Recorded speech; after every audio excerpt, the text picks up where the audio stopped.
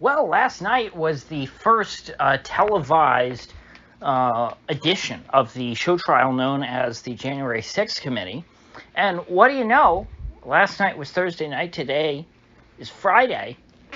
The news media is all talking about the January 6th Committee and all of the not new evidence that they presented to show that Trump was trying to stage a coup against the United States and make himself president for life. And what are they not covering? They're not covering the inflation data, which was terrible and was released this morning.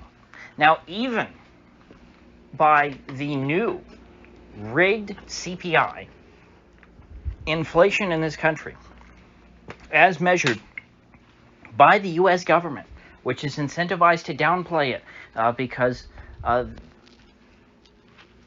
they have to index Social Security and all these other things, and essentially it costs them more money to acknowledge that inflation exists. It also makes them look bad, and so they do everything they can to try and downplay inflation. They don't measure it the way that they used to, but even still, it's at its highest level since 1981. Now, it's much higher than it was in 1981 right now, because back in 1981, it was measured a lot more honestly.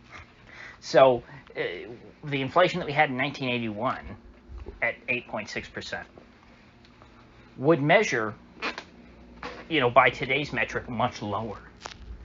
But because the government just slaps all these statistics together and calls them equal, officially, this is the highest rate of inflation since 1981. And I didn't look up the shadow stats this time. I normally do every month. You can look it up at shadowstats.com. There's, it's been double digits for a long time now. They can show you what the real comparison was. It really is the highest inflation going back much further than 1981, but frankly, that doesn't matter at this point. What matters is that it's at 8.6%. And last month, we were told, when inflation came in at 8.3%, which was lower than it was back in March, I believe in March it was 8.5%, I want to say. April, it was 8.3. It was lower, so we were told, oh my gosh, look, we're 0.2% below where we were the month before. Inflation peaked in March. We're now, on the road to recovery. Everything that the Fed is doing is working. There's nothing to worry about. So quit whining about inflation. Inflation is an old story. Inflation was transitory. It's all over now. And even if that were true back then, it's ridiculous to act like inflation is no longer an issue because it's still over 8%. Even if it starts to creep down, we're going to, we would have high inflation for a very long time. But what this month, proved is that, in fact, March was not the peak.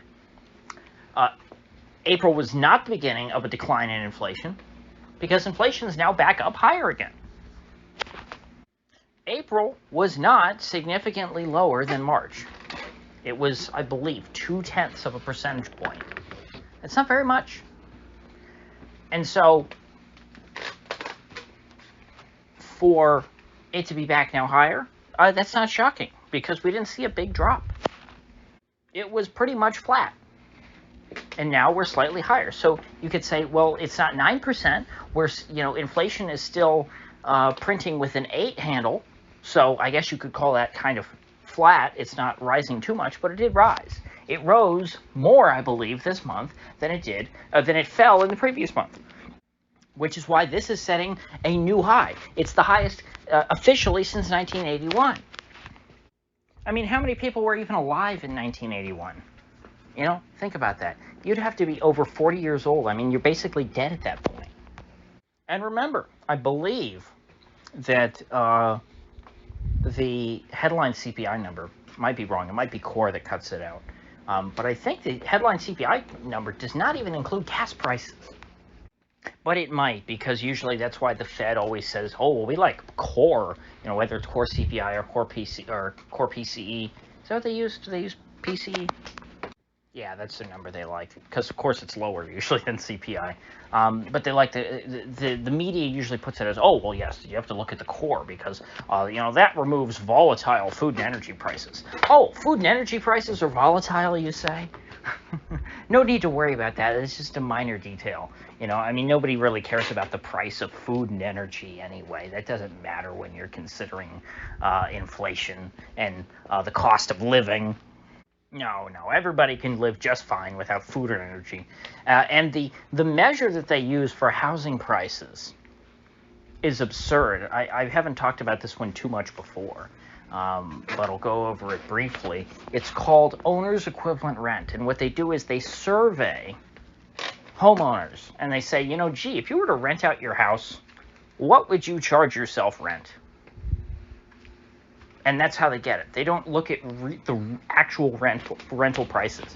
They don't look at the price of rent. They ask people who aren't renting out their house, who aren't landlords, who are owner occupants, and they say, hey, owner occupant, if you were to rent out your house, what do you think you'd get for it? And so these people are not necessarily experts, and they're not necessarily answering honestly. This is just a hypothetical. And so again, it tends to skew to the downside and understate housing price inflation, and even more so understate rent inflation. And with all that said, we're still at 8.6%. Even with their hedonic adjustments, where they go, you know what, yeah, an iPhone might cost $1,200 today, and that's more than it was last year. I don't know, maybe it's not, I'm taking those numbers off the top of my head. Or a car, you look at an SUV, they used to cost $30,000 today, they cost about $50,000 to $70,000. And the government, when they calculate inflation, they'll look at it and they'll compare today's SUVs to the SUVs from a year or 2 or 5 years ago, and they'll go like, well, look, there's now like a 12-inch touchscreen in the dash, and before, I mean, you had to use knobs to control the radio, and even though the knobs work better than the touchscreen and are much safer when you're driving down the road because you don't have to look at what you're doing, you can just feel for the buttons, and it all works just fine. We're going to say that the touchscreen is a lot better. And we're going to say, you know what, the touchscreen is so much better that it makes up for the price difference between the price of the car now and the car a few years ago. And you know what, it more than makes up for it. We think that the car has actually gotten cheaper on net because all these new features are so wonderful that you're actually getting a better deal, consumer, even though now you're paying $70,000 for a car when you used to be able to get it for $50,000 or $30,000 or something like that. I mean, what was a fully loaded, maxed out Ford Excursion back in the day? 40 grand, maybe? And 45? That's pushing it. And yet a Grand Wagoneer today, I saw, starts at $90,000. Sure, you can get the regular Wagoneer for like 70, I think I saw. But the Grand Wagoneer, the nice one, $90,000. And those Excursions back, 20 years ago, 15, 20 years ago, much better vehicle. I can say that with certainty. They're still on the road. How many of these new Wagoneers will still be on the road in 20 years? I bet there will be more old Wagoneers, the Wagoneers that were discontinued in 1991, there will probably be more of those on the road in 20 years than there will be these new 2022 Wagoneers. And again, this is, I'm using these as examples, I'm just pulling them out of my butt, but these are the games that the government plays to try and keep the inflation number low. This is how they play the game. So, the banksters, of course, now are theorizing, oh, well, now the Fed's going to raise by 75 basis points, at their next meeting. And you know what? Maybe they will, maybe they won't. But 50 basis points didn't make much of a difference, but didn't make any dent in inflation last month. Why do you think 75 basis points is going to make the difference? Oh, you know what? We just needed that extra quarter of a percent of the an extra 0.25% on the interest rate. I realized back in '81 when inflation was at 8.6%, Volcker had rates, up near 20%, 15%. If the Fed really thought that, hey, we're the cause of inflation and we need to get prices down, the Fed would be raising Fed funds above the rate of inflation, because that's how you incentivize savings. Interest rates, the reward therefore saving your money would have to be higher than the rate of inflation. Because if the rate of inflation is higher than the interest rate, then you've got negative interest rates. And then people are incentivized to go spend their money as fast as they can on whatever they can. And if people feel that way, if they're not holding on to their cash, if they're just trying to unload their cash as fast as they can, then guess what?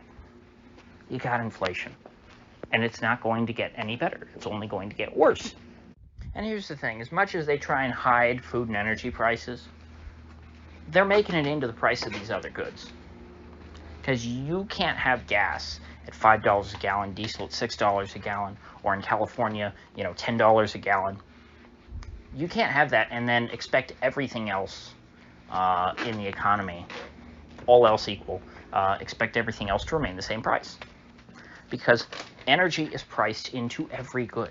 It takes energy to produce things. The more energy we have, the more our economy is able to produce. The less energy we have, the less we're able to produce. That's why energy investment, energy exploration, these are critically important. And as Chris Martenson has pointed out in the past, we haven't been doing much of that in the last 10 years because we've been trying to get woke and go green and be ESG compliant.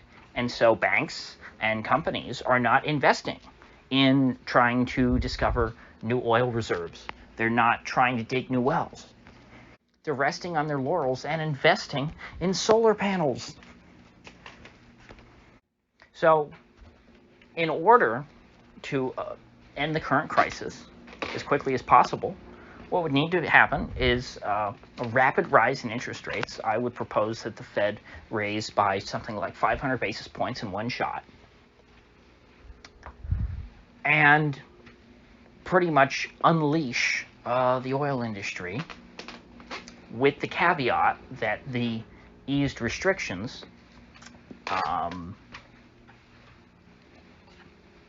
will be based on selling that oil in the domestic market. And by easing restrictions, I mean make it easier to drill on public land. But hey, if they're drilling on public land, and we've got this massive oil shortage in this country, it doesn't make sense to make it easy and inexpensive for these oil companies to go drill and take oil out of the ground that is on public land that's owned by the taxpayer, and then go send that oil to Europe because the Europeans are dumb enough not to get Russian oil. So I would say, hey, drill on public land all you want, but sell that oil here until it gets down below, I don't know, $70 a barrel. Because at a certain point, if we have so much oil here, the price will get so cheap that, there will be no incentive to drill or whatever. Or, just make it so that you could make it a rule that oil taken out of public lands, it goes to the domestic market. Of course, you can't really enforce that too much, just like they can't enforce a Russian oil embargo. All that's happening is that oil has to be laundered now. But if you think about it from the perspective of a landowner, let's say you own a ranch and some oil man comes to you and says, hey, I think there's oil on your ranch and I want to drill here. And you sell him the rights to do that, and he strikes oil. It doesn't make sense that if that's the case, if the oil man's getting rich pumping oil off of your property, that then you would be having to pay out the nose and can barely afford to put gas, or more accurately diesel, in your equipment and in your trucks and in your cars. And so you would say to that oil man, hey, I want some of the actual oil that you're pumping out of there. Fill up a tank for me. And if I've got plenty, if I'm stocked, go ahead, sell it to whoever you want. But, I'm not going to be sitting here, with my equipment down, unable to plow my fields, when there's all this perfectly good oil gushing out of my own property. So I'm not a lawmaker, although the people in Congress really aren't either. They don't think about problems like this or how to deal with them. But somebody who's, I'm sure I could come up with it if I thought about it long enough and I studied the issue. I'm not, because it's a pipe dream. It really doesn't matter what I think. But if I were in a position to do anything about it, I would study, hey, how do we get that done? Because in principle, that's what needs to be done. We in America have oil. We just got to get it out and get it to market. And we don't want to be sending our oil over to Europe because they've made their bed, they can lie in it. I don't see why we should have to bring down the price of oil there. Let's bring down the price of oil here. If in Europe they want to pay, what's Brent at, 120 or something like that, I want to focus on bringing down the price of WTI. And that to me is our biggest issue. I mean, we're going to be in a Great Depression before long. Although, it'll just end up being an energy shock recession.